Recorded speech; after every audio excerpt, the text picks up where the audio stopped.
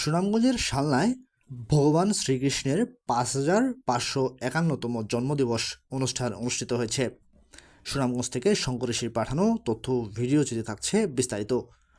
উক্ত অনুষ্ঠানের আয়োজনে ছিলেন উপজেলা শ্রী শ্রী রামকৃষ্ণ আখড়া পরিচালনা কমিটি। স্থানটি ছিল শ্রী শ্রী রামকৃষ্ণ আখড়া।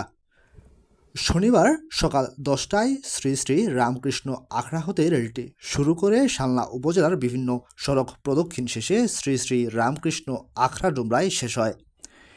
এরপর দুপুর ১২টায় শ্রীবদ্ধ গদ্গীতা পাঠ করেন সুধাংশু রঞ্জন দাস।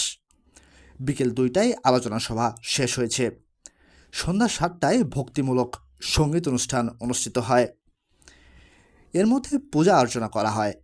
এতে সভাপতি ছিলেন ৩ নং বাহারা ইউনিয়ন পরিষদ চেয়ারম্যান বিশ্বজিৎ চৌধুরী এবং সঞ্চালনায় ছিলেন শ্রী শ্রী রামকৃষ্ণ আখড়ার পরিচালনা কমিটির সাধারণ সম্পাদক এবং হিন্দু ও বৌদ্ধ খ্রিস্টান কল্যাণ ফ্রন্ট ও পূজা উদযাপন ফ্রন্ট সুনামগঞ্জ জেলা শাখার যুগ্ম আহ্বায়ক ব্রজেশ রঞ্জন চৌধুরী।